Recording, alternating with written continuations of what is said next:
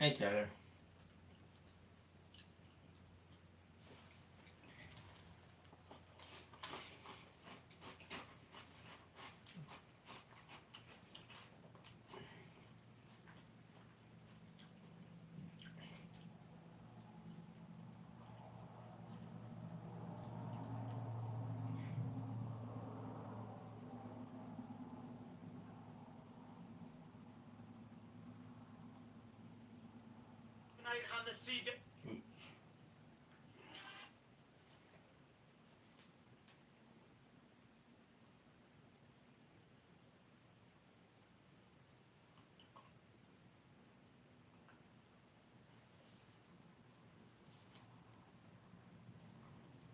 Okay.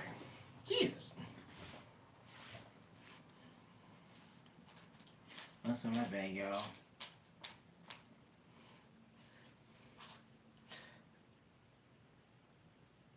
Well, I posted. If you check the post, you will know. So, anyway, look, I would come on here and show myself, like, kind of like eating right now, but, um, so, we got much to really discuss on tonight. But of course, excuse me. Of course, as of yesterday was Ethan's 19th birthday, so that's pretty was cool. So before we get into the lies that was confirmed yesterday, let's talk about what happened Sunday. And this is a really interesting one.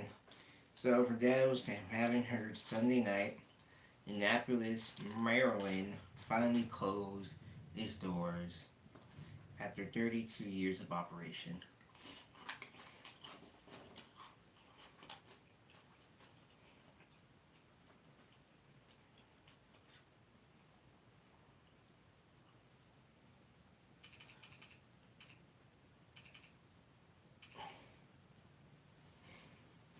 Which I know some people are happy, some people are devastated about it.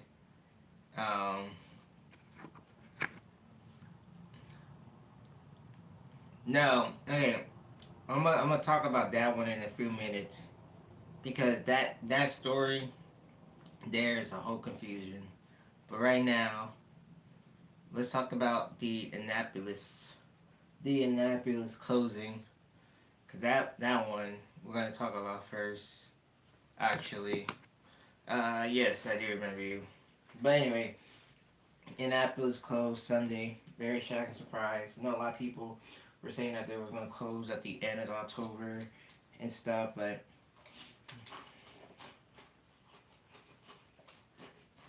I'm actually surprised to see that they closed Sunday.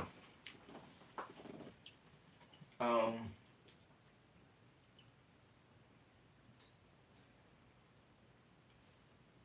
and some people, I mean, to me, honestly, I'm kind of glad that the store, there we go, the store finally closed down.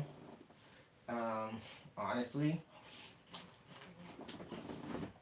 it was long overdue, really long overdue process.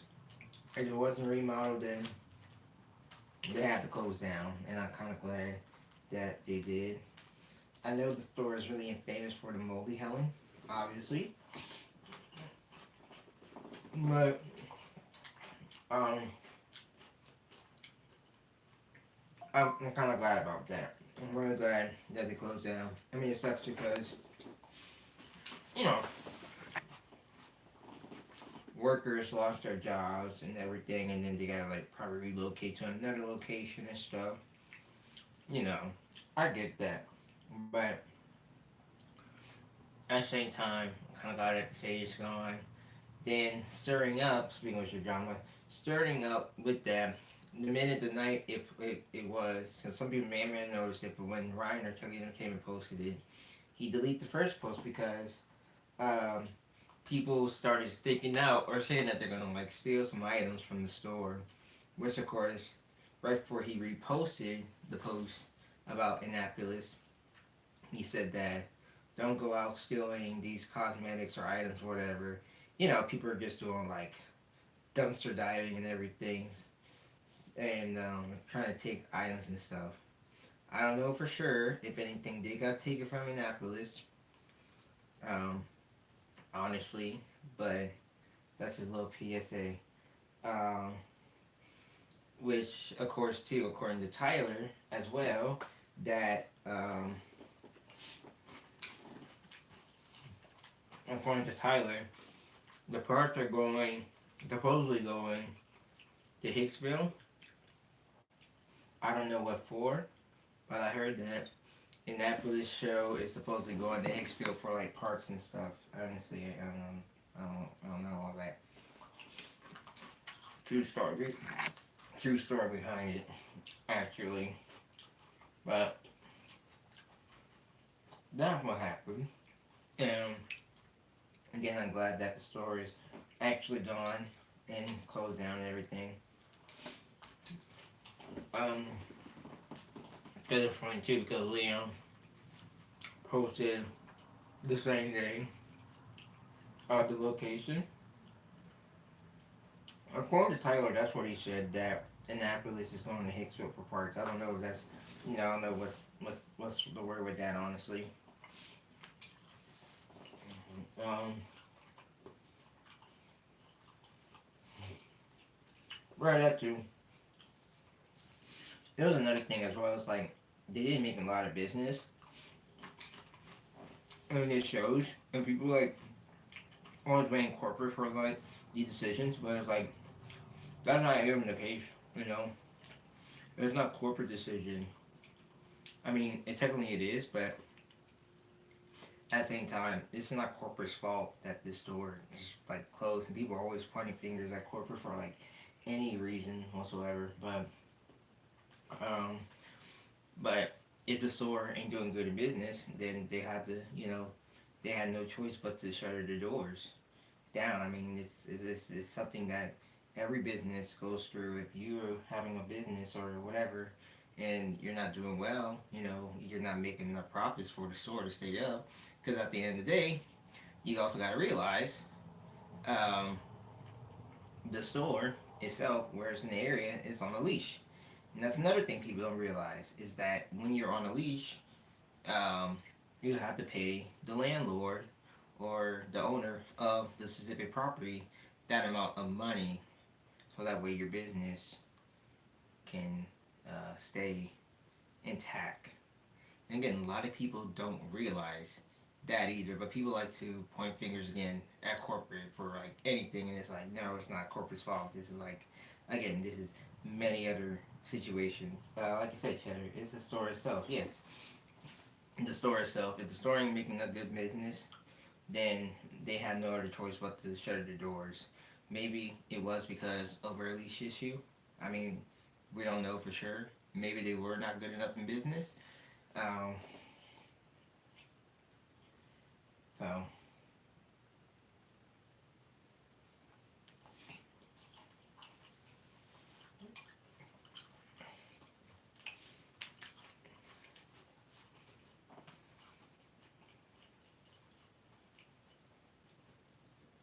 Jesus.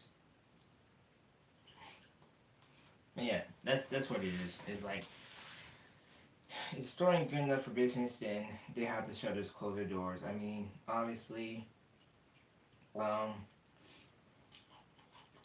look at West Orlando. West Orlando was not a good business area, and they had to shutter their doors because of the area the store was at. And you gotta think about it too. Also, different areas, different stores could be in the same district, and that's obviously one thing too. But many other stores can do better business than the next store. Like I said, look at West Orlando was in a ghettoish area, and they were slow on business, and they had to shut their doors around this year because of it. So there's a lot of reasons, man. A lot of reasons, like why it can go down. But again,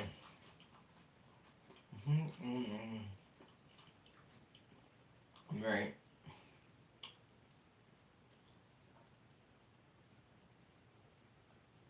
Again, there's a lot of reasons, a lot of reasons. So it's not corporate's fault. Like people keep saying it's corporate, but it's like it's not corporate. Again, owners, you got owner of the property to the store, had to make sure that the property is good. You got to pay the leash. That's what happened with Arlington. They didn't pay their leash. Honestly, Arlington didn't pay their leash. That's why they unfortunately closed down their store. And then plus two, the leases also be due. So if the lease is due, then they have to close down their store.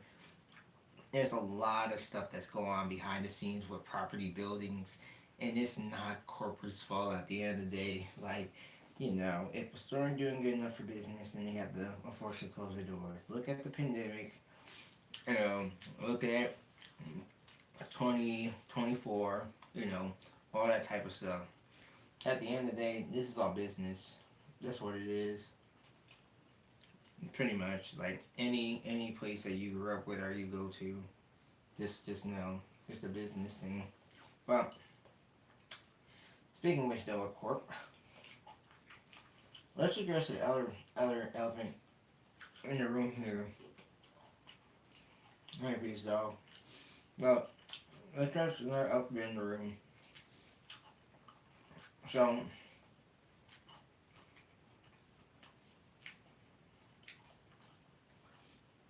as yes, sorry, I was looking at the camera.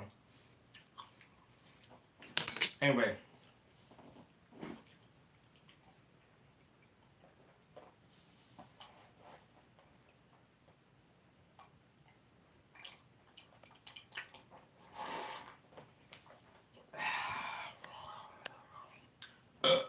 okay, that's good. Okay, now there we. Oops, there we go. Okay, let's address another elephant in the room here that I know I had stated earlier today in the post for those who actually have seen it. Excuse me. So, Chile. Let's discuss about the Chile story and how that all came to be.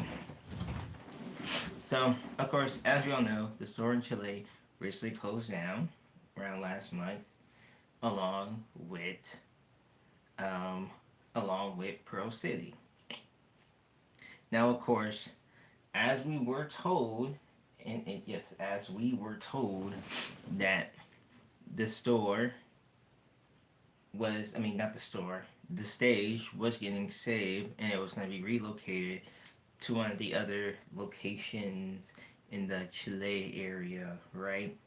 Now, of course, keep in mind when it comes to legacy stores, this is always corporate decision. There is a difference when it comes to the Chile locations. Those locations are international locations, as far as I'm aware, and at least know, they are franchisee locations. So that means that they don't have control, or corporate don't have control over what they or they cannot do. So what happened was, and how this whole story came about, was basically a fan who also lives in the area, by the way, has spoke out and said that another fan went ahead and spread some lies about it. Um, so basically, what happened was a fan went ahead and said some lies saying that the stage was going to another location, and also said that too that corporate has no involvement in this. This is all the franchisees owners ships to it. Which again, if you put two and two together, the legacy locations, they're corporate owned stores. And with Chile, they're only franchise stores. So try to put two and two together and figure out, how that can even work. So thankfully, thankfully, uh, a worker actually spoke up about it on Reddit too as well, And keep in mind, this person didn't have to say anything, but he went out and risked his own job, to announce this last night. At all, I mean, yes, and this comes from the user as well, um, from Mr. Having the Party CEC, who is also claimed that CEC Chile fan, who is also the user as well, has lied in the legacy store. It's not happening. So this comes from an anonymous source from corporate himself, or someone from the corporate office. Keep in mind, so someone from the corporate office actually stated and actually put their whole job on the entire line because this news story was spreading fast. Um, this person said that the one-stage crossing backdrops are not being saved, and in fact, the MLBB sign, or much likely being sign, was just sold to a local collector. You guys can't imagine just how disappointed I am over those news. That's why I'm willing to risk my job. If anyone shares screenshots, please hide my username things. So of course, the anonymous person that works in corporate is keeping quiet right now because, he is, again, risking his own job. So we will never know who spoke up about this. And as of right now, there is no plans of saving the stage.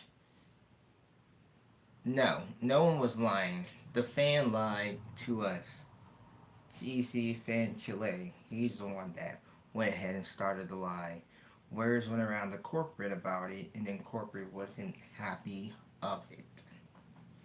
So someone from corporate went out and stated that um, everything was not being saved. The only thing that did got saved was the sign, and that was sold to a local collector. The whereabouts of the bots are unknown. They could have been trash. Um, Again, we don't know for sure. Yes, a lot of people are speculating that you should be mad, and like people are saying to like raise his DMs, or whatever. So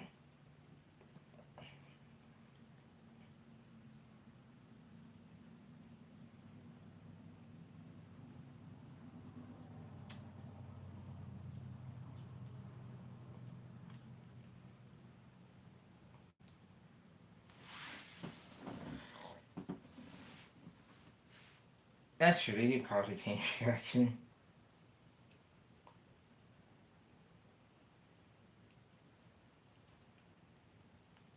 which I'm actually gonna read some of the comments here. Actually, someone said, "Incredibly scummy of them to lie to everyone's face about it. The stage school up was insane, and everyone who worked on the stage did an incredible job. This is the international version of if Hicksville closed. Corp said the stage would have been saved. Then we never seen the stage ever again." Someone else said they literally pulled this BS with the road stage earlier this year. Then someone had to clarify that again, this is a franchise store. Corporate has nothing to do with this. Okay, so keep in mind again, ladies and gentlemen, this is indeed a franchise store. Corporate has nothing to do with this. And I think almost every comment in this Reddit post is blaming corporate. Can we stop blaming corporate for something so simple and blame the person who went out their own way, risked their own self to make this claim to us fans, and we believe that corporate has nothing to do with it. A person went out and said it from the corporate office. But anyway, I don't know why everyone thinks corporate owns it when all locations inside the US and Canada are franchise owned. Okay, so remember that too. All the locations outside the US and Canada are franchise owned. This person said, "Man, this sucks. This would have an amazing legacy store. Not to mention all the works put into that stage wasted." And then someone also posted a Fell For It Again award, which they also saying, which someone put this GIF. They're just ready to lie to us again. CSC Chile lied. How freaking great. Shameful. This right here is an example of saying something just to look only good to the exact opposite of what you said. This also person said, and I will go on with the whole thing here. I'm disappointed as hell. Ever since I was little and learned about these restaurants and animatronic characters, I was fantasized. I'll never be able to go to the US, so when I found out there will be a legacy store in Chile, I got too excited. God, I really hope it's just a matter of them wanting to use another stage and that's actually want to relocate the animatronics. But that seems really unlikely. Anyway, thanks for sharing this info with the community. Now look, I can go on and on and on. This one here is really great. Seriously, I honestly think people need to shut the fudge up. Honestly, with this one. Okay, this comes from a person named Thomas Fan 19. He said, "For shame, corporate for shame. Animatronic preservation is still important to the community. Not only you saving some stages, but you also did poor execution of making status display pieces using existing piece of history and breaking the mechs inside to pose them in a way they shouldn't be posed for the mall's arcade in the form of taxidermies." Okay, we're just gonna say mannequins at this damn point. They're mannequins, huh? Anyway, two, this is the worst time to be a fan at this point, though I will admit the return of programming for curtains at the legacy stores, which is this stage is pretty neat. But the decisions are pointless and disappointing. If there were some decisions that were actually good, what it would bring back the 90s jingle in the marketing bag. Did Buddy not heard the damn commercials where Chucky said the 90s jingle? And others was bringing the existing stage curtains back. Oh, okay, read it wrong. And that's basically just all I can think of from the back of my mind. Okay, interesting though.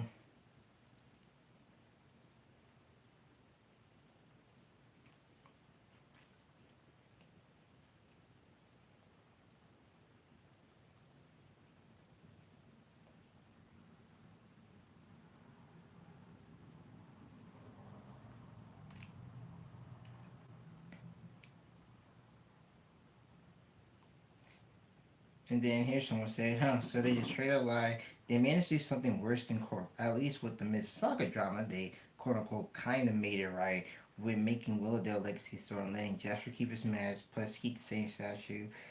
You know, I can really go on and really read all these comments, but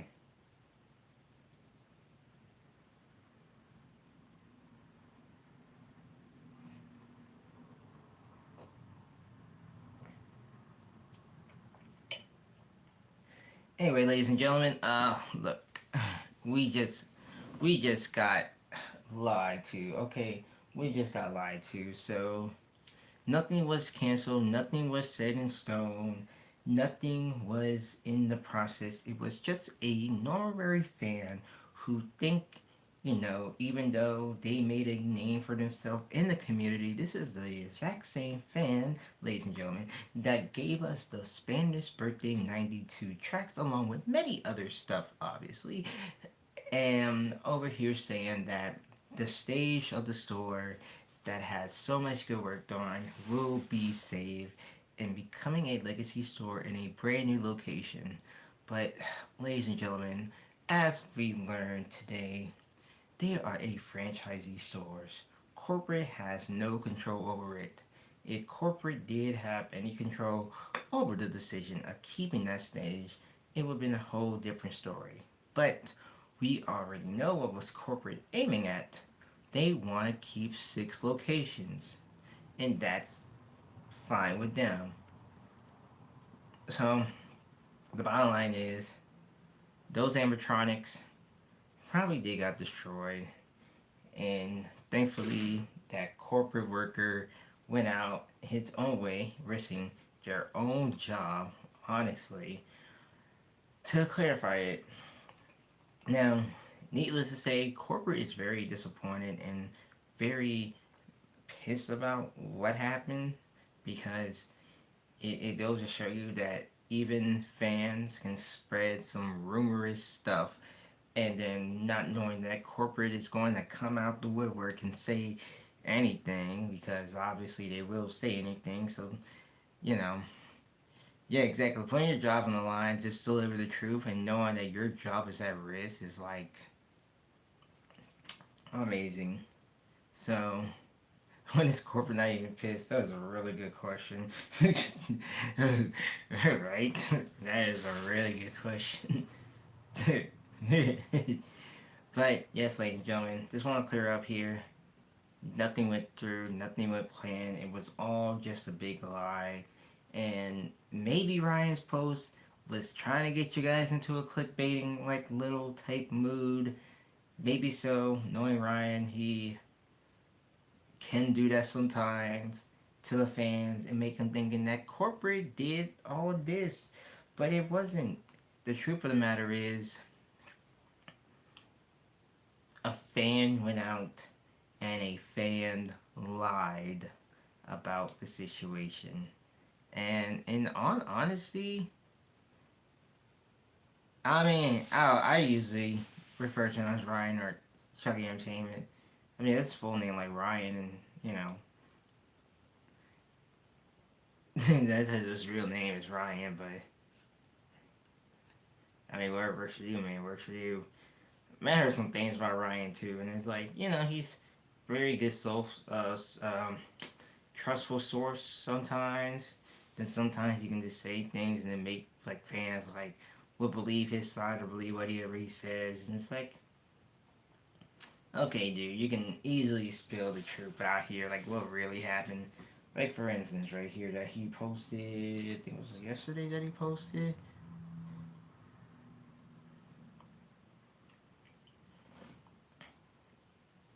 Exactly. Thankfully, another fan went out and called out this person's BS to the community.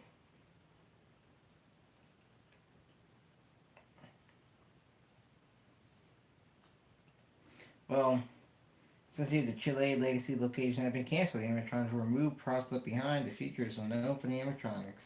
Wait, checking, actually. Makes sense.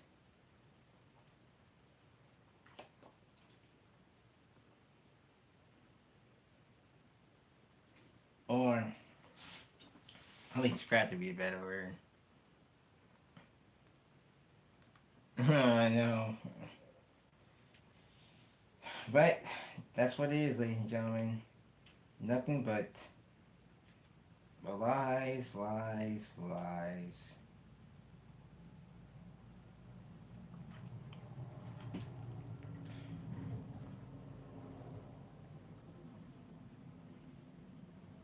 And of course, with this rumor of the Studio C incident, that's also, I guess, running around. I guess I know a lot of people haven't talked about it much, but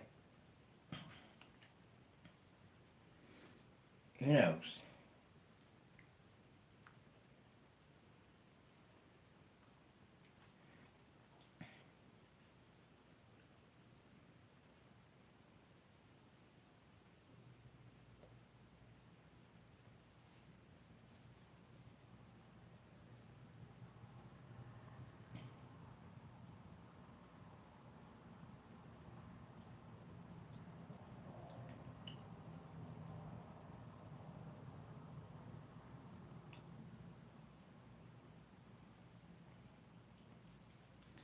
So just want to clear that out there. Then I was playing more about it when type out the video and stuff. Um, you need to pull up what?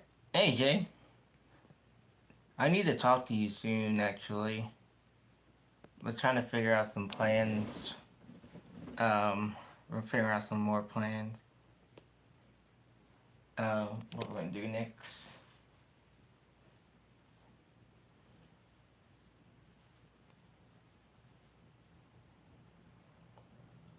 I'll get with you soon.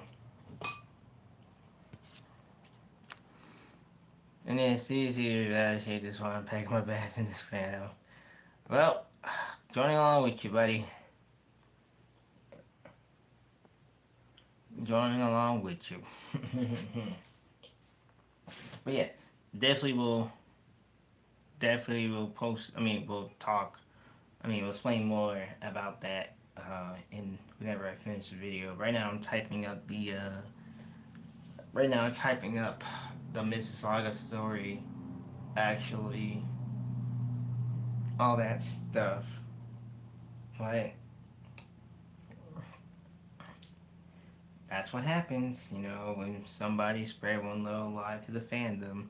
People ought to believe it, then um, it only takes one fan and one person to call out that person's BS, and then the person will go out hiding and not say anything.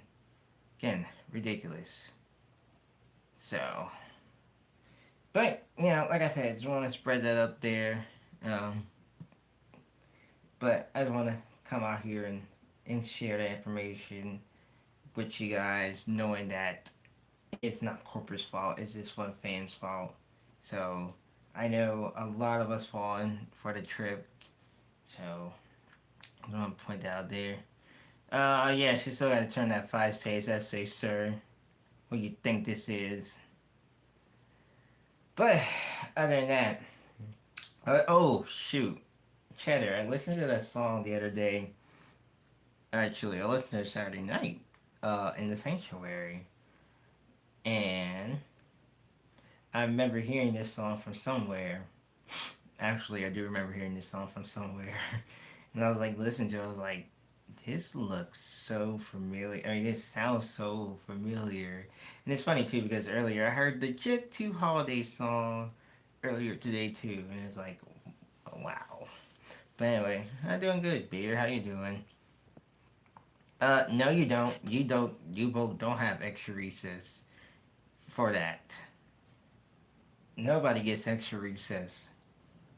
What do you think this is? Actually, no one gets no recess. So, ha.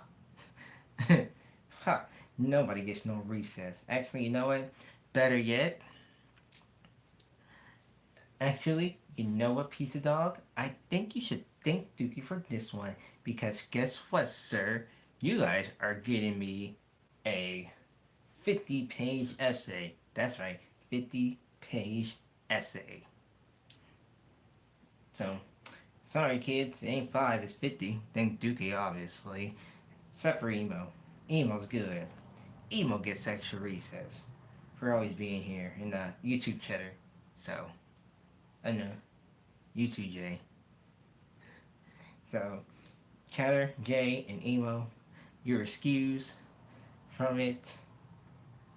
But anyway, back to the other topic that I was actually wanting to talk about here.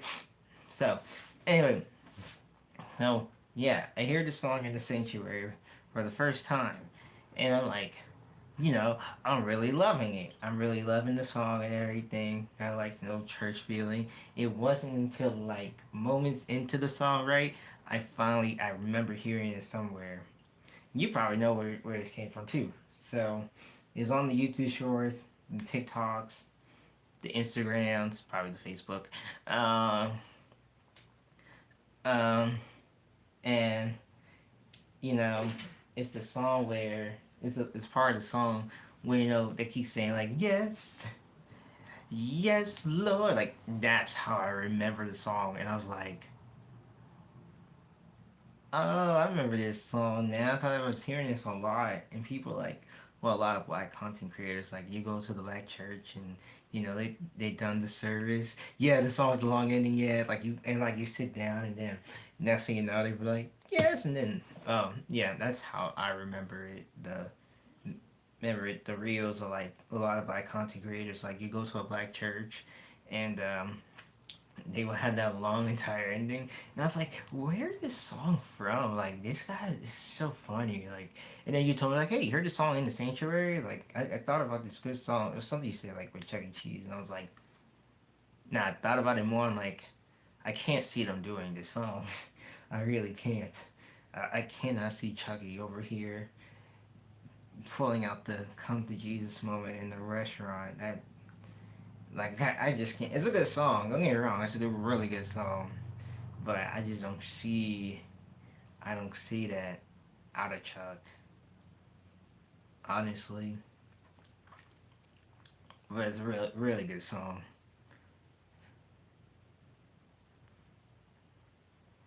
I feel you.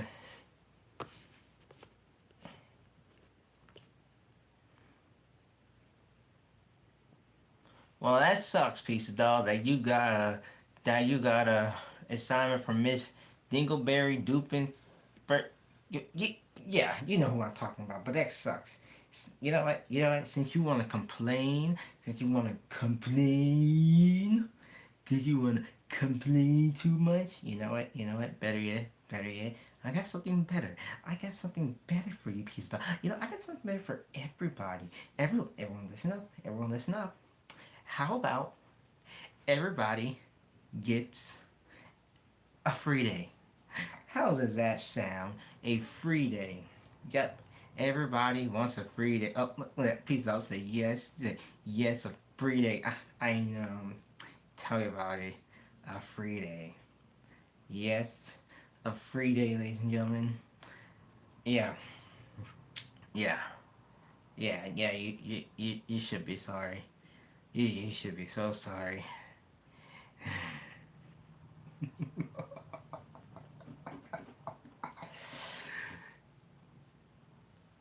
you know you're not getting that free day anytime soon.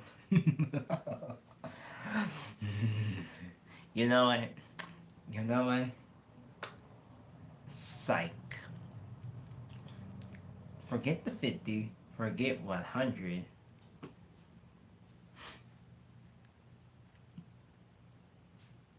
I need. I need a 200 page. No. A 1,000 page essay. Yes, that's what I want. 1,000, 1,000, sorry, 1,000 page essay. 1,000. 1,000 page essay. And you will not stop writing until you reach the 1,000 page. And here's the kicker. Why did my phone turn off? And here's the kicker.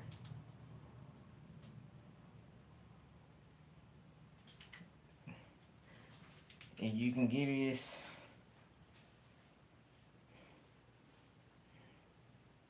Except for Jaybird. Jaybird gets a free recess.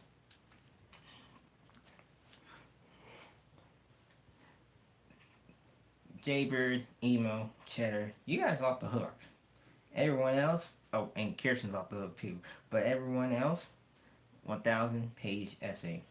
And whoever can complete their 1,000 page essay, which we honestly never, honestly, you guys get a free extra recess.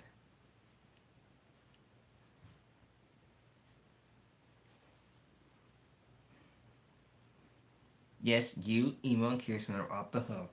Because you did nothing wrong. No, Deshaun, you're not off the hook. No, you're not off the hook. No, no, get writing. Get right. Don't you say what to me? Don't you say what? But oh, and oh, Abe was off the hook too. Yeah, Abe was off the hook. Yeah, yeah, Abe was off the hook too. So, okay, doing this again. Everyone, if your name's not Emo, if your name's not Kirsten, if your name's not Heba, if your name's not Cheddar, and if your name's not Jaybird, which I know there are gonna be more people on here on this list that I'm probably gonna say names to. Get to writing. I don't care. I don't care you didn't do anything. I get to writing. I don't care. You can think Piece of Dog, you can think Dookie, you can think everyone else in this goddamn classroom. so, so, you just violate my public rights. Well, guess what, sir? I don't give a damn. Get to writing. You want the extra recess? Get to writing. And I want it done by the end of class. Good luck writing. Alright, you guys go have fun. Go have some recess. Go have some lunch. You know, I don't really give a care what you guys do. It's a free day. And beer, you just came in here, so beer, you're excused too. Yeah, beer just came in here, so um, beer, you're good. You can go too. No, no, no, no, no. Ava, you did not get an essay. You're good. You're good. You can go. You can go. Go. Go go. Get go go. Go. You are excused. You are excused. Oh yeah, beer. Beer's name's on the paper too. Okay.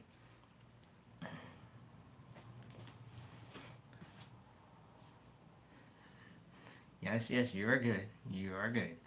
You're good. And Deshaun, you ain't gonna write Jack. Oh, okay, cool. Well, guess what? You ain't gonna have the recess. Oh, and no, cannot use Chat GPT. Cannot use AI. That is illegal. You will get an F, and you will fail. Yeah, yeah, you will fail, and you gotta do it all over again. You know that sucks. So that really sucks. You know. No, no talking. No talking. Shh, no talking. Quiet time. Yeah, piece of dog, stop yelling. You do not want to go back to the principal's office again, sir.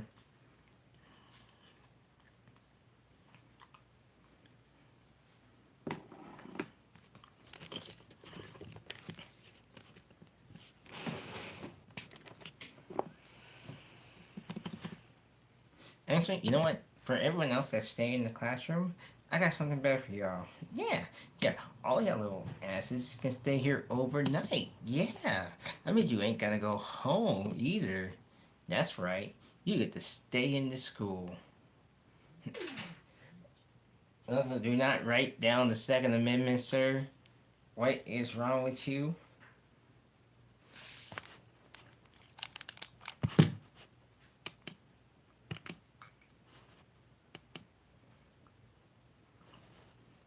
No, no, no, no, no, no, no, no, no, no, no, no, no. Cheddar, cheddar, cheddar, buddy.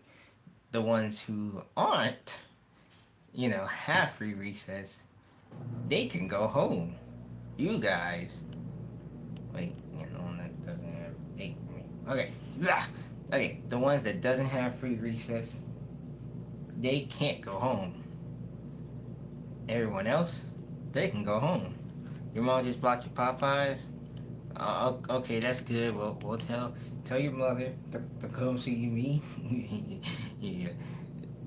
Beer. You're free to go, kid. You're free to go. You just got here. What are you doing here? Oh, sorry. Yeah. Oh, here's another rule. Parents are not allowed to get their kids, their children, food. So all you guys gotta do is just breathe air. Oh, and we will be taking breaks too. Breaks non-stop. Tell me about it. Non-stop breaks. So that means to get recting, and you have to use the restroom. Hold it, obviously. Hello my friends, today I will show you how to install Movie Maker, the classic one. Yes, it's hard to find Movie Maker on the internet.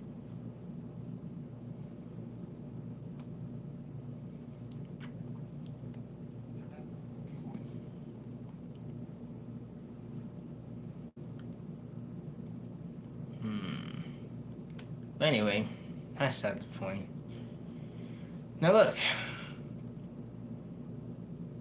I was gonna hit you guys up again with another Daniel Tiger video, but I really do not feel like talking about Daniel Tiger right now because I just watched. Yes, Jay, you can write a 5 word essay. That's your excuse. I mean, honestly, I don't really care what you do. I mean, look, you can write a 5 word essay, and that's only okay. Look, you get that exception. There, you get a 5 word essay. I really don't give a shit, Jay. What the fuck you do, honestly? I don't really give a shit, but you're still gonna get an A plus, plus, and so many other pluses that I can't think of the rest of the pluses, but you get the picture, kid. Anyway, so I really don't want to talk about Mr. Daniel Tiger. I feel like every stream we talk about Daniel Tiger. Why? Because it's fun. But we're gonna take Mr. Tiger a break because that was very good, Jay. That was very good. You get an A plus. Well, all the pluses. But I do want to talk about. I do want to talk about actually something that I think we talked about the other night. I think we did the other night. Yeah. So recently. Yeah. So recently, last week at least. Yes, last week. You know, Michael Jackson's birthday was around, and I think we had this conversation saying like. Um, we had this conversation about some unreleased music, demos, and everything, and saying like how the estate kind of like has no rights or no responsibility. Well, yeah, had no like rights or whatever. Uh, yeah, I know what you're talking about. I've seen that too. Um, but I want to bring this back up again because I remember hearing this story around like December 2024. Then I'll play the video too. Also make a lot of sense. But anyway, so um, apparently around December 2024, there was a storage unit, an old abandoned storage unit that uh, of some old released Michael Jackson's demo tapes. Sources are saying that these came during the production when he was recording the Dangerous album, which of course every album has a unreleased demo tape, with some demo tapes either saw the light of day in upcoming future albums, as in Escape. Escape had a lot of unreleased and demos tapes that went to the Escape album. Invincible has some unreleased demos that got seen the light of day. Bad uh, saw some that saw the light of day. Thriller, Off the Wall. I don't know for sure if Blood on the Dance Floor. I'm not gonna say History. History didn't have like a lot of stuff. History was just like reused Michael tracks and some new Michael tracks. So I don't know if History had any. Well, maybe History did, and not everything made the cut as talked about. But I know, like, I don't know about the Blood on the Dance Floor album had any reused, like, unreleased demos and stuff. So, anyway, so a lot of artists have a lot of unreleased demos, before they release the new ones out there. Um, so, of course, like I said, this was recorded during the Dangerous era of Michael Jackson, which, of course, there was actually. Uh, There were actually some songs where Michael did some rapping. Michael talked about the allegations that was against him during the time, and there was one with LL Cool J. But the problem with that is right now, and I know a lot of fans are really upset about this, and then at the same time, it's really understandable. The estate has no plans of releasing these unreleased tracks, and actually, I'll explain more about it. I'll let the video play itself, which I was just I was listening to a lot of unreleased Michael Jackson tracks that's actually on YouTube that are like actually easy to listen to. But I just came across this the other well last night I came across this and I was like, I remember hearing this video and hearing about it. So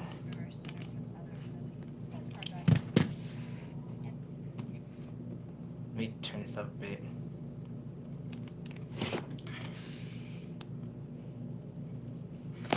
That and I think this video can explain more about it.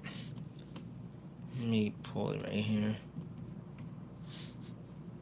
He's the undisputed king of pop, and Michael Jackson's music legacy continues to delight fans. Now a California man has stumbled upon Music Gold, 12 unreleased Michael Jackson tracks found in an abandoned storage unit, according to The Hollywood Reporter. What if I told you a treasure trove of Michael Jackson's unreleased music was hiding in an abandoned storage unit for decades? And now, it's finally been uncovered. But you might never get to hear it. Hold on. Greg Musgrove, a former California Highway Patrol officer turned treasure hunter, stumbled upon one of the most shocking finds in music history. A collection of cassette and DAT tapes with 12 unreleased Michael Jackson tracks. These songs, recorded during the Dangerous era, reveal a side of MJ the world has never seen. But there's a twist.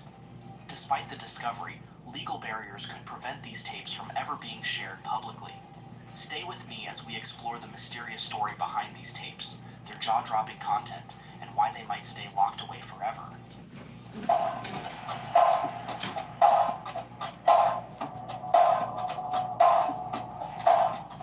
The story begins in Van Nuys, California, where Musgrove bought a storage unit once owned by Brian Lauren, a music producer who collaborated with Michael Jackson. Inside, he found a dusty collection of tapes labeled with intriguing titles like Don't Believe It, 7 Digits, and Truth on Youth. But the moment Musgrove realized what he had stumbled upon, he faced a problem. How could he legally bring these tracks to the world? The Jackson estate holds all copyrights, meaning Musgrove has no right to distribute or profit from the music. So, while these tapes are a historic find, they're caught in a legal limbo.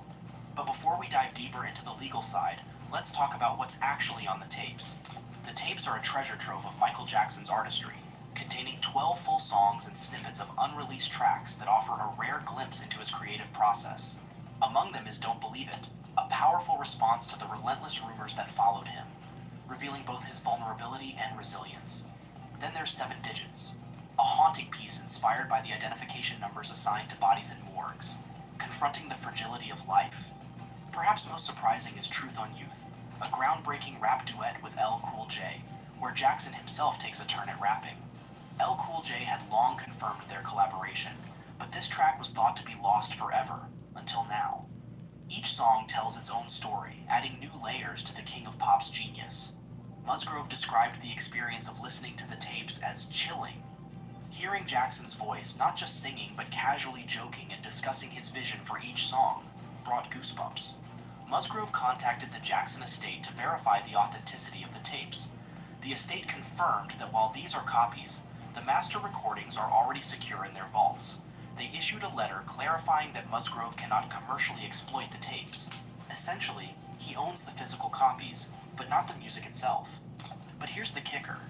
This means fans might never hear these tracks, as the estate has shown no interest in releasing them. It raises a frustrating question: why keep such treasures locked away?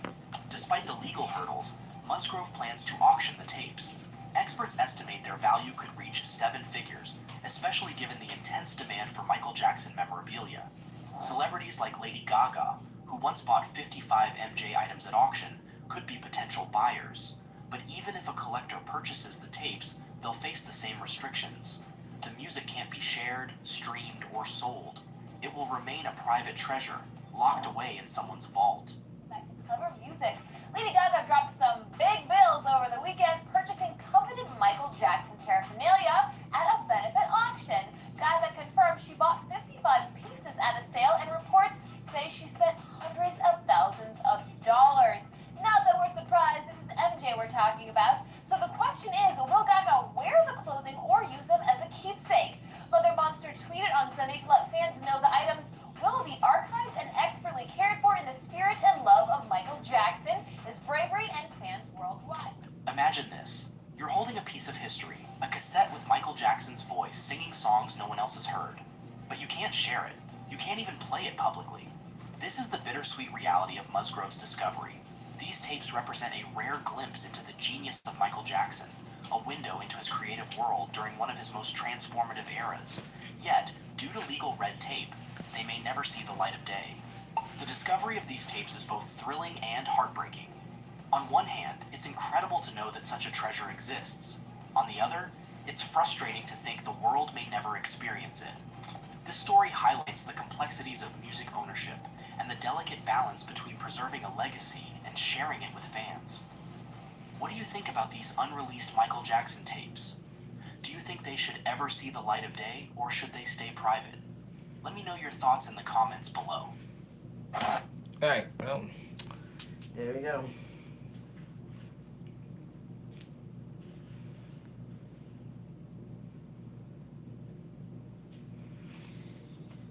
I think, going back to your comment actually here, Cheddar, it is out of respect for Michael. Maybe so, and yes, the estate is too restrictive. My thing is, too, if we also think about it here, the Dangerous album, or era, sorry, Dangerous Era, was also during that time, you know, when the allegations were, like, really spreading up and coming up. with Michael Jackson. Um, so that was like one of the roughest years for him as well. Um, so I honestly think that whatever was recorded, whether it's the demos or the actual final copy, maybe Mike didn't want to. Maybe Mike didn't want to release them because he didn't want to like ruin his image or his persona that he made to the world. And again, like I said, a lot of stuff was going down. Well, not just with the Dangerous, but like the bad era too.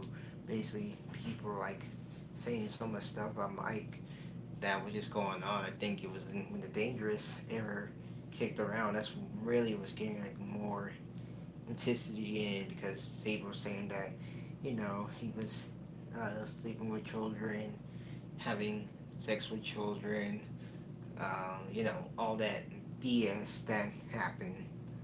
Um,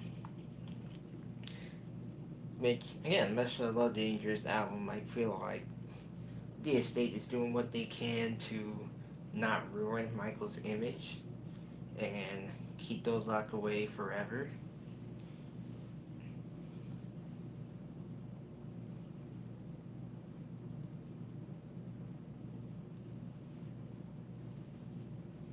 Right. I don't know for sure if they went into an induction or not, but supposedly, if uh, it do keeps them, he cannot release them due to his state claims that he can't release them due to it unless he'll face like legal troubles from them because at the end of the day, gotta remember they still own rights to the music and they're the ones in control of what can be released to streaming networks and what cannot be released to streaming networks. So, so let's say if he did release it right to the public without the estate's involvement, or after talking to the estates, um, then he can have legal troubles with it, which again is understandable. It's really understandable. Um, Feel like you're a gatekeeper to me. I think so. I guess we can say that. It's just more like again respect out of Mike and not everything that Mike wanted out there. Actually, let me look at this up. Actually,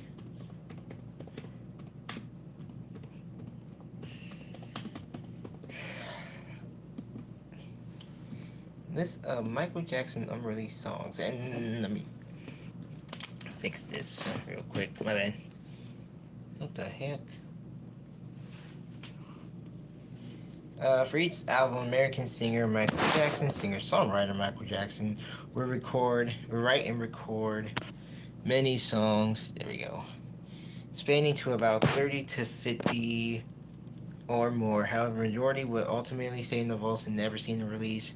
As says here, only 10 to 15 tracks will be picked to make on Jackson's records. So, just like every artist that makes music, they can record about to like, let's say about 30 to 50 or more songs, give or take, depending on how long the production is, right? So this is nothing new. This is like every artist that makes music can record any type of music, for an album, right?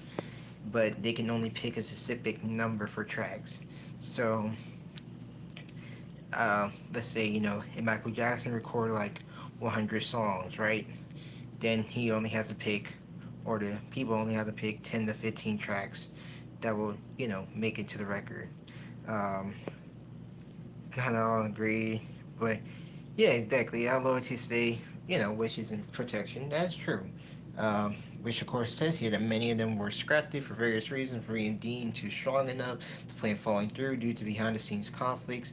That's probably what it was with with some of those songs. If those demos from the Dangerous seemed to be not strong enough, and if it was in the album, then it'll probably fell through. Like Dangerous will probably not be like a good album, and some of those songs were not strong enough, or again,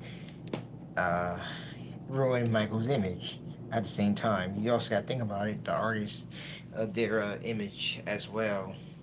So, it says here the unreleased songs began finding their ways online between the late 1990s, early 2000s. Jackson was known as a perfectionist and wasn't exactly keen on showing the listeners his unfinished works, especially when it would be a track he still wanted to release. Whenever a link would occur, Jackson would drop work on the track and usually never come back to work on it. So again, just like a lot of artists, they could work on a track and then they can drop work and never, come back to it. It's just one of those things.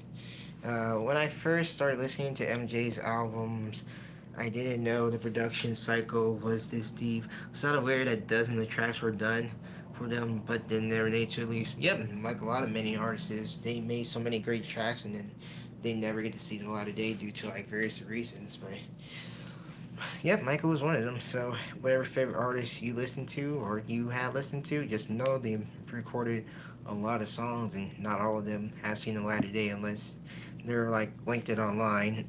Excuse me. Continues on to say, following Jackson's death, many of the titles he worked with over the years were registered by the Music through the United States Copyright Office, Broadcast Music Corporation, American Societies of Composers, Authors, and Publishers, and more.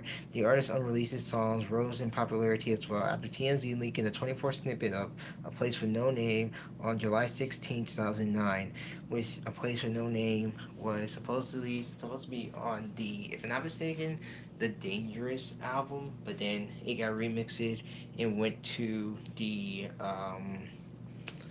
Escape album, which the Escape album the Escape album has so much songs that was supposed to be on Dangerous that were like either demos or unreleased tracks, and they just got reworked around and saw the light of day. It also says here, which covered by several news stations, more songs also became known at a time when Brad Sunberg, Sunberg, I guess you can say, in the studio with MJ, Brad Barker, and Michael Prince, which I actually remember reading her up their Instagram, especially with Brad. Both Brads. And Michael Prince, making the history of MJ, Steve, and other artist producers, as well as Jackson's personalized, discussing their collaboration with him on numerous occasions via on Twitter, X podcast interviews, including family members like his own sister Latoya, who claims that to own a hard drive of 100 unreleased songs. So, of course, after Michael Jackson's death, that Latoya herself had a hard drive of 100 unreleased Michael Jackson songs. So, of course, following here too, and I remember this story when it's actually dropped as well.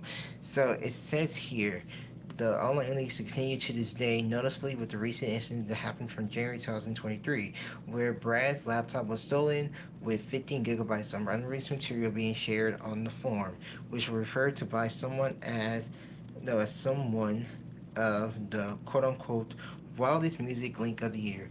The Michael Jackson Estate and Sony Music, which also owns Michael Jackson Music, by the way, has capitalized on the unheard songs as well, having released various reissues of Jackson Studio albums, which is a special edition anniversary re-release or collaborations of strictly previous unreleased tracks. Of course, comes from one of the two albums, as in the Ultimate Collection, Michael, which again, Michael is 2010 album. That is, which the Michael album spread a lot of controversies, actually, which 3 songs are not on that specific album, actually. See, there you go, the whole Jason thing. See, yep, that's what it is. The whole Jason thing. That's why that album is like controversial. But if you buy the CD, then you have those 3 songs. But you can find them on YouTube as well. And of course, the other album, Escape, which, like I said, the Escape album had various songs that was supposed to be on Dangerous. The following list mentioned are titles that either link online, been released, or are confirmed to be real titles. So let's go through all of this. Wait, yeah, wait. Jesus Christ. So let's. Okay, so. So of course, there's also some tracks that the Jackson 5 did not actually made it to albums either. So anyway, this list is divided by errors. It doesn't necessarily mean that some of these tracks were made for the album or any records by the Jacksons. Let's go down here. So let's start off with 1967 through 1999. First off, we are going to the Steel Toe Motown, the Jacksons. You already know. Anyway, here's one Jackson 5 song that didn't release, Seven Rooms of Gloom, A Place in the Sun, A Pretty Face Is, featuring Stevie Wonder, After the Storm, Ain't No Mountain High Enough. Interesting. I'm kind of curious, did the Jackson 5 almost sing Ain't No Mountain High Enough? And then it just went to the other artist? What was the other artist's name, actually? I can't remember. Diana Ross. Yeah, Diana Ross and the Supremes, I guess. I forgot. I know the song, but, like, I just forgot the artist's name. I think it was Diana Ross was in it. I think so. I think Diana Ross was in that one. Cheddar, you know more than me with Motown, man. Help a brother out. Anyway, here's another one. Bad Company, Be My Girl, Buttercup, Determination, Doing Dirty, Fantasy, Far Far Away, Going to Rio. Hey there, Thomas. Was that you following me on Instagram the other day? Holiday Inn, I Can't Get You Out of My Mind. I Was Made to Love Her. I'm in love with you. Hold on.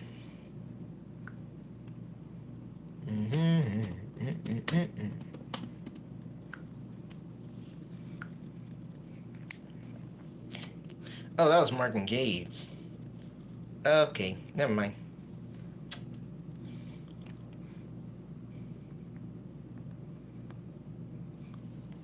Okay, so basically, let me just clarify this here. Thanks, Jaybird. Let me clarify this here. The italics are tracks that remain unavailable. Bold are tracks that are leaked particularly, or snippets that did. Underline are tracks that has been in full release in one way or another, or at least performing live, of course. And of course, J5 is of course Jackson or Jackson 5. So, so right off the bat, we know that After the Storm has been leaked, along with Be My Girl and Buttercup has been leaked. So the other ones, no. Where the heck we left off at? Jesus Christ, there's a lot of goddamn songs in here. Fuck, we were just talking about Michael. Why the hell am I talking about the Jackson 5?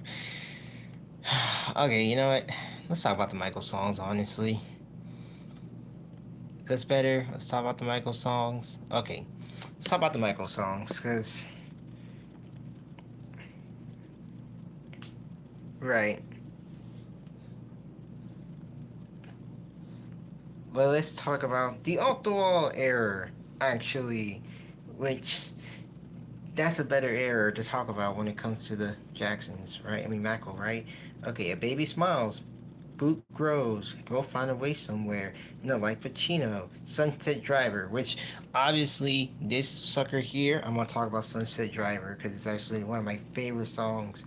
So Sunset Driver is, you actually look at the Thriller 40 playlist. Oh no, this one been found actually. This one been found. This was on one of the Michael Jackson's games too, in other places. But anyway, Sunset Driver. I'm mad at the estate for this one because they claim Sunset Driver is something they did for Thriller, which is not true. If you listen to Sunset Driver very carefully, it belongs to the Off the Wall era, which is a disco beat. I might do a Saturday Night Live. We can do this more often, honestly. But I feel you, Ava. I wasn't planning on staying long anyway on live. But good night and have fun at school tomorrow. But anyway, Sunset Driver. Back to this. Sunset Driver. It has the off the wall vibe. I don't know why they put it at Thriller 40. It was kind of stupid. Anyway, more songs on here that potentially was unreleased. Susie, Under Your Skin. We Are the One. What a lovely way to shut up. What a lovely way to go. This is another one that's actually on Thriller 40. Again, debatable, I want to say. Debatable. But it's mainly just, oh, you got a doctor's appointment? Well, good luck at your doctor's appointment. But what a lovely way to go is just basically Michael just playing the piano. Not playing the piano, but it's like it's got a nice good song to it. It's supposedly, again, this one was up with Thriller 40 and it's not. This is an off the wall song. Where's my love? You're not me. You told me you're loving. Post off the wall, which I guess that's like post off the wall stuff. I never heard, which is also titled "This Is It." That's also on the Michael album. There's like a demo to that as well. This Is It. It Don't Matter to Me, which is also a Drake song, by the way. So yes, actually it's true. It Don't Matter to Me is actually something Michael did recorded, but Drake went ahead and, took the sample off of it, which can be still heard on radio. Love Never Felt So Good. It's on the Escape album. Do I even have to say who else is on there? I mean, it's obvious, right? Somewhere in Time, why can't I be? Alright, so we move on to the Thriller, one out of all the released songs that were later released. Al Capone, the best, is completely one of my top favorites. Oh, Al Capone was really good. I didn't know Al Capone was unreleased, honestly. It's got a nice beat. I love it in the Thriller, not Thriller Bad album. Alright, here we go. Love this album. Thriller. One of the best Michael selling albums ever. No questions there. Behind the Mask, excuse me. Behind the Mask was a part of Thriller that's on the Michael album. The demo for it, or the little mix that I can say they put in the Thriller 40, it's actually pretty decent. Carousel. Love Carousel. I don't know why they put in Thriller 40, but Thriller 25 version of Carousel, because it's the full version. Actually really good. If you ever watched the Thriller 40 documentary, Carousel almost made it into the album, but unfortunately it didn't. Don't Be Messing Around. That is on the Bad album, the re-release 2012 Bad album. Didn't know it was going to be in Thriller. Speaking of which, here's another one that's also on the Thriller 40 album. Got the Hots. Got the Hots. It's another good one. That should have been in the Thriller album. They claim it as a demo, but it's not a demo. Hot Street. Everyone was talking about Hot Street, and I listened to it so much. Hot Street is a really great song. It really is. If the opening for if the opening wasn't Pretty Young Thing, then Hot Street could really be good. Hot Street is very hot indeed. Well, it's a really good song though. You know what? I got you.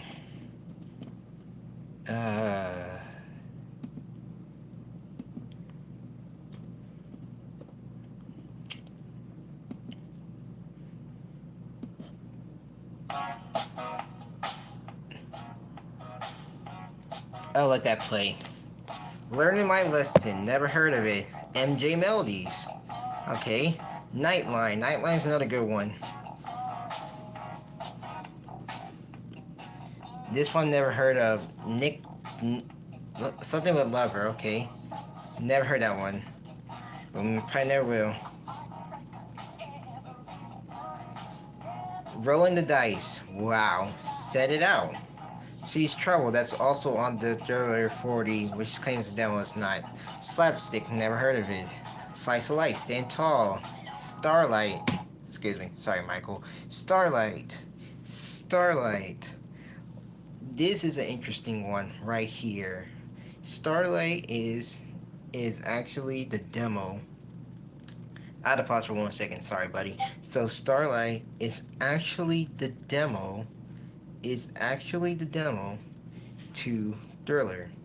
Believe it or not. I'll bring it back up. But anyway, believe it or not, ladies and gentlemen, Starlight is the actual demo to Thriller. So imagine that that we didn't have the best-selling album, and we have Starlight, which is thankfully it got changed over. Uh, yeah, yes, pretty much. The toy, the toy is the predecessor to "You're My Joy," and of course, "Who Do You Know" is a predecessor to "I'm So Blue" from the Bad album. So this is the predecessor of Thriller. This is the predecessor. Sorry, the toy is the predecessor of "I Am Your Joy," and this is the predecessor or the demos. I can say that too. To "I'm So Blue." So these three are actually on the Thriller 40 DVDs, not the vinyl, not the vinyls, the DVDs. If you ever get DVDs, it's on streaming platforms too. Okay, back to this. Now doing post Thriller songs. All right now, Buffalo Bills. Shit, sorry. Chicago 1945. Turn a little bit. Chicago 1945. I listened to a lot. It really sounds something that should have been on Thriller. I heard it's supposed to go there. Victory, then History. That one, it's a great song. Dream Away, Happy Song, Make a Wish, Neverland Land, Peter Pan. I think it just had to do when he was almost cast as Peter Pan. Premium Girl, Pyramid Girls. See, I can't say her. And of course, from the Victory album, Shuck, Shade of Shuck. Mm-mm.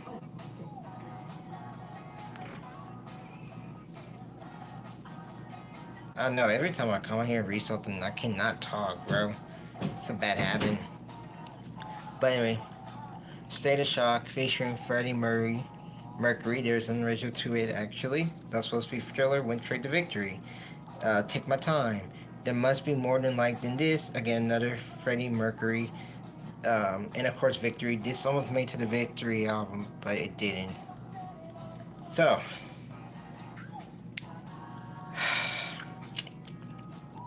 now we go on to the Bad album. A Way of Words, Abortion Papers, which is also titled Song Groove. Al Capone, your favorite track. Uh, Another one. A Populist Skirt Now, Bad Girl, Bill, African Groove, Bumper Snippet, Change, Cheater, Crack Pills. Do You Know Where Your Children Are? That's another one that went to the Escape. Which also too, I'll go back up here 1 second. Chicago 1945 almost went to bad, but it did not match the skill, energy, music, unlike, with um God, what the song calls Al Capone and Smooth Criminal. Do You Know Where Your Children Are? Of course, that's also that went to the Escape album. Ian Alive, MJ and Barry Gibbs duet. Fly Away, that's also on the album. Free, got released to the album. Girl Midnight, Hot Fever, I So Blue, like I just mentioned. Loving You is also on the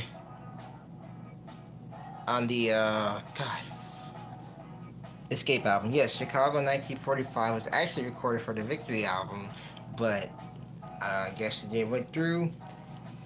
Would have been nice, honestly. I would replace that with Be Not Always. Pause that.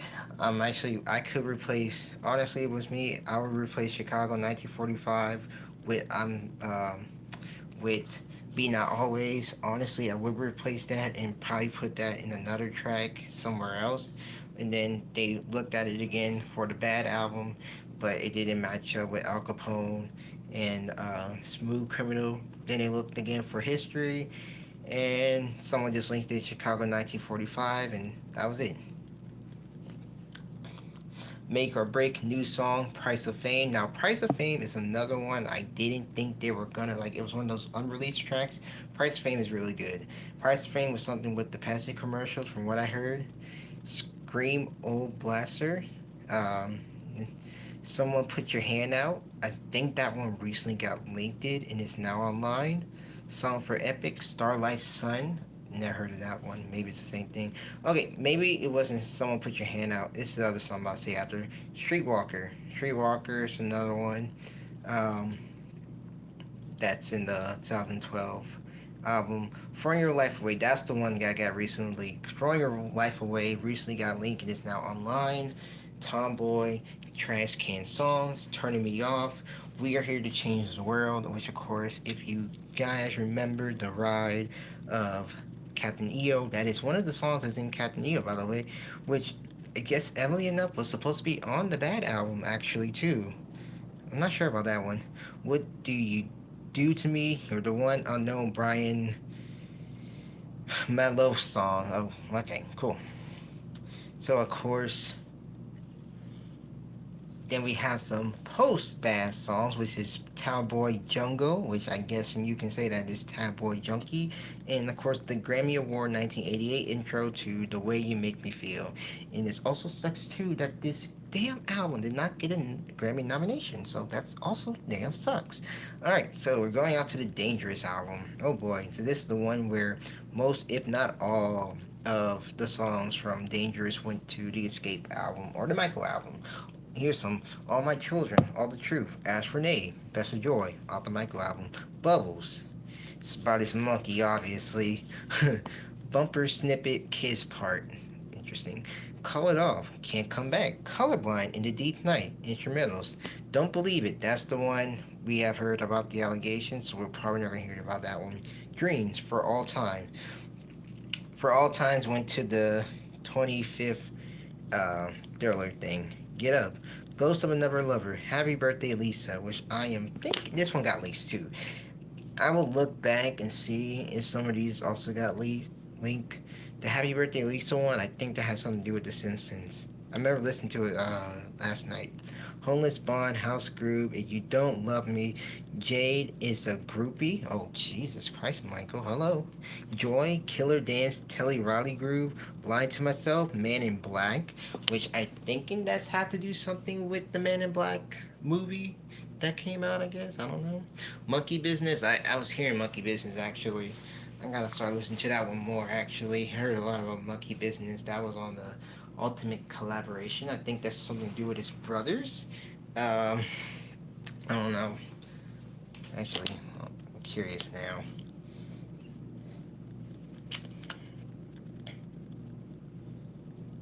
Which some of these songs were actually on the Michael's Ultimate Collection album too, which I just want to see something. Um,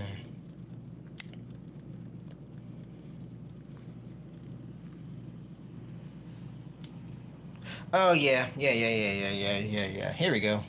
This is interesting. T. So the song "Monkey Business" was co-written and produced by Bill Bottrell and recorded between July 1989 and April 1991 for the Dangerous album, but didn't make the final cut. It's speculated that this song is about an affair surrounding Jermaine Jackson's affair with his brother Randy's girlfriend Alejandra, which that was a messy relationship between these two brothers. So I remember hearing it saying that it has to do something between Jermaine and Randy's affairs of girlfriends and all that other stuff. Look, the Jackson brothers were never safe from each other, so just know Jermaine and what the heck? Jermaine and Randy had a interesting jealousy relationship, and sleeping with each other's baby mamas was a thing, actually. So anyway, Out of the Closet. Wow, that's I'm so glad that title got changed and it went to In the Closet. Pressure, Promise, Serious Effect, which is the one feature LL Cool J. 7 Digits, She Got It, Baby. Slay to the Rhythm. Oh yes, that's also on Escape. I'm not expecting to see letters ship exactly. Son of Thriller, Steady, Troop on You. An instrumental, Work That Body. I think this No, wait, you were there. Okay, here's some other ones. Um, Fanfare 1992, Family Thing, Halo 8, Innocent Man, Pleasant, Don't Cry, Rich Girl. There were songs made for the Sonic the Hedgehog 3, actually, believe it or not, and an Eddie Murphy collaboration. Alright, cool. Interesting. Now, we go on to the History album, which, Jesus, there's so many stuff in this History album. Axe DD, Bomb Day Nights, Christmas Stars, Circles, DNA, Diana Ross, which he had a amazing obsession with Diana Ross, by the way. Evil Eyes, Faces in the Back, Much Too Soon, that's also in the Michael album. New Jelly, Revenge, Sexy Love Song, The Best Thing, Why, Unknown's History Outtake. And of course, we go to the Invincible album. I'm sorry, I'm reading too much of this stuff here, but this is interesting to me.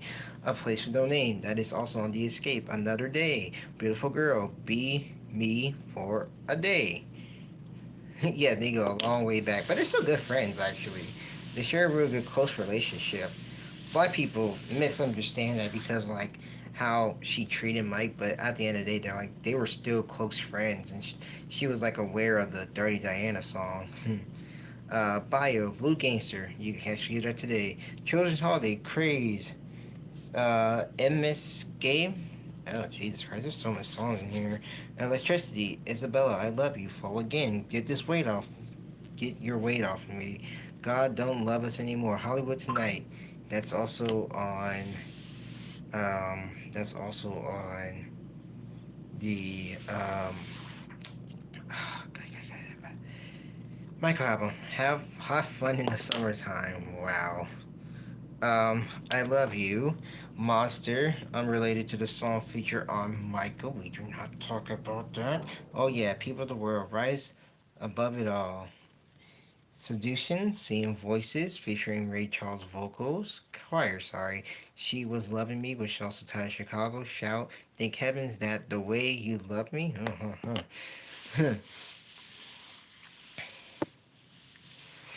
Oh, Rocket Fire. We Be Ballin', that's actually with Ice Cube and Shaquille O'Neal. That one actually link online. We Had Enough. What More Can I Give? Escape, which also went to the Invincible album. Thankfully got his own album. You're the One, Don't Love Me, Unknown, Tim and Bob collaboration, and 3 unsnippets. And of course, here's some other ones here that, that's also went to the also go to the Escape album. So clearly, as you can see, there is a lot of Michael Jackson songs that was just, out there. And then here's some unknown ones that were just like around. So, and here's some demos as well, which, believe me, I'm not about to read all of this stuff. But anyway, that is not what we're talking about. But yeah, that's all of them. Whew. That is all of them. Maybe one day we'll hear them, and maybe one day we won't. But out of Michael's wishes, I can understand that.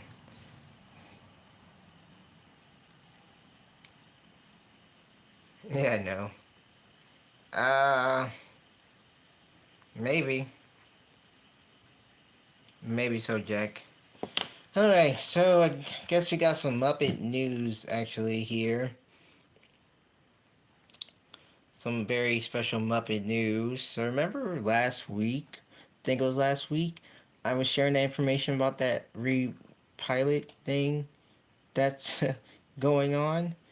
Well, ladies and gentlemen, it's spreading fast like wildfire because, again, there is a rumor going around.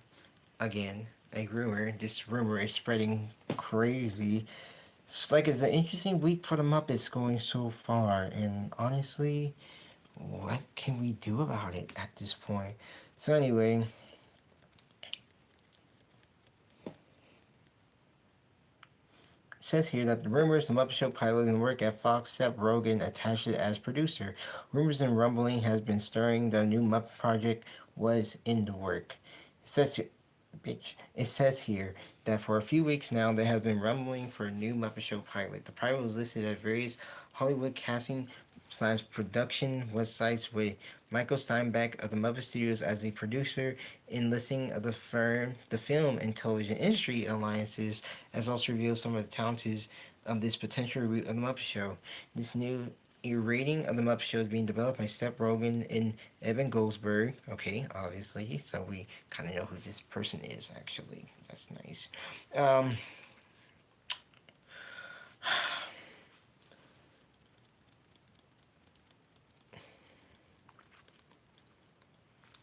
and it's heading right. So, Point Grey Pictures. Disney has wanted to work with Point Grey Pictures for some time, as Rogan Production Company has been attached to filmic films and continuation of Darkwing Duck. Alex Timbird is attached to direct the pilot. The Jim Henson Company will also be involved in this pilot. Okay. So it seems that the Jim Henson Company will also be involved in the pilot as well. Okay. The listings are note in this pilot is being developed for Fox Network instead of ABC or Disney Plus, which of course Disney owns Fox, by the way, too, so that makes a lot of sense. This is why I feel this is a rumor until more details concrete, because Disney having the Muppet Show is a entirely different broadcast network is a wild thought.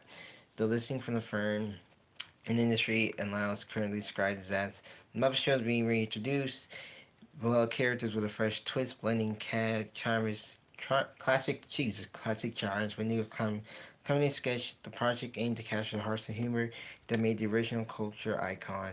So just to recap, the Muppet Show pilot is being reproduced by Seth Rogen and Evan Goldberg, though the production company Point Grey Pictures and associates with 20th Television, North Studios, and Jim Henson Company. It says here this pilot is rumored to be shooting this week at the Fox Studio lot. While he has been keeping track of the rumor, it's been seen that there's smoke here. Obviously, this is the rumor, not full on reports. Some information can be, changed. At the same time, man,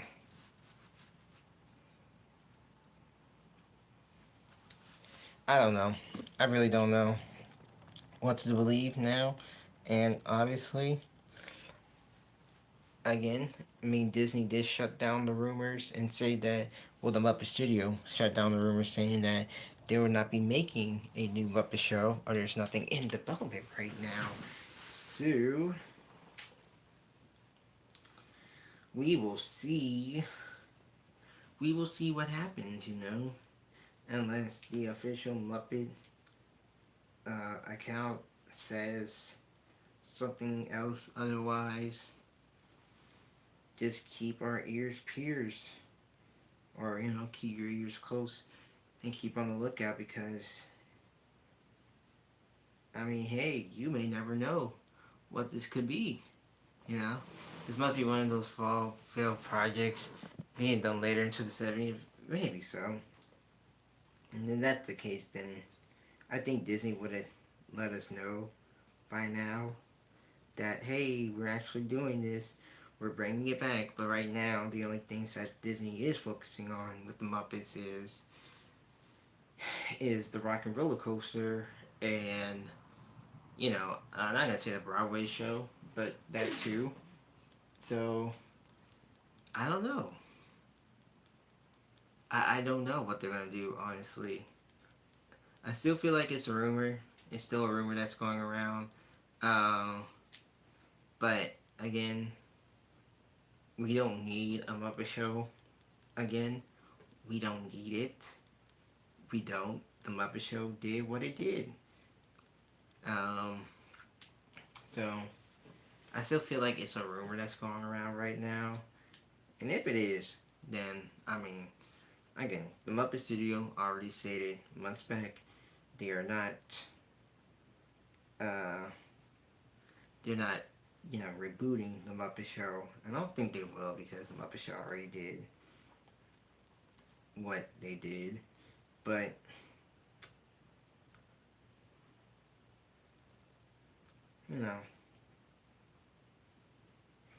we will definitely see what will happen whenever the the con counts. Right.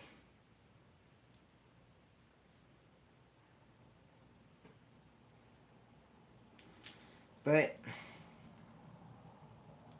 we'll see. We will definitely will see. We will see what happens with more rumors that come. That's why I'm not really speaking up much about it. It's not making posts about it either. I guess kind of like I'm waiting to see like, okay, is this something Disney gonna announce? Is this something the Muppets page is gonna announce? You know, like if they announce something out of the blue, because recently we just heard about the Rock and Roller Coaster. That's pretty much it. That's the only thing we heard. Other than that, I mean, again, if Disney comes out or the Muppet Studio comes out and say, yes, this is true, we are doing this again, then of course, then I'll say something. But for now, these are just speculating rumors that are happening. So, um, but anyway, that's pretty much all I want to come on here and talk about tonight. You know, but I'm gonna end it here now. I am gonna end the stream. So, because I know some of you guys, you know, some got school in the morning, then I got work in the morning too. Ouch! So, alright, before we end it off, of course, as usual, it's time to play our song.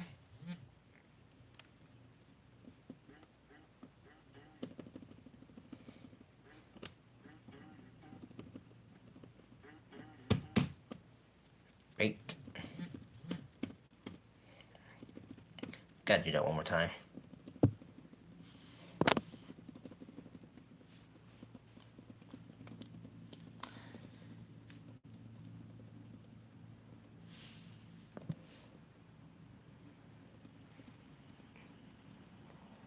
I don't make schedule for streams. I just get on when I get on. Just don't expect me to make a schedule for everything because I'll tell you what, I don't go by the schedules. So I just hop on when I feel like I'm ready to hop on. Now for videos, it's a whole different story, sir. That's two different things. Live streams and videos are two different things to be scheduled. So, anyway. Good night, sweetheart. Well, it's time to go.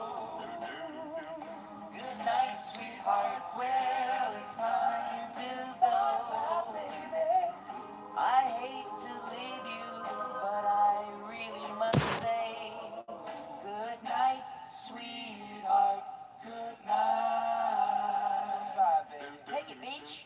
I gotta go. Oh, you know I gotta leave. I gotta get out. I gotta get out right now. I'm going home.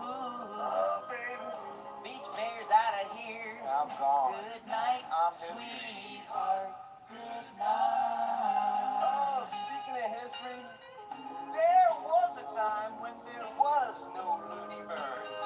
Kids hummed quietly to themselves while sitting patiently waiting for dinner to end. But no longer do they have to suffer the slings and arrows of a macaroni dinner. I love you so. Good night, sweetheart. Well, it's time to go. I gotta go. Good night, sweetheart. Well, it's time to go. No, really, I gotta go. We hate to leave you, but we really must say, good night, sweetheart.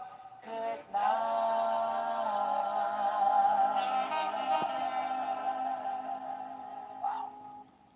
Alright, y'all. Good night, and stay tuned for Saturday's newest vlog.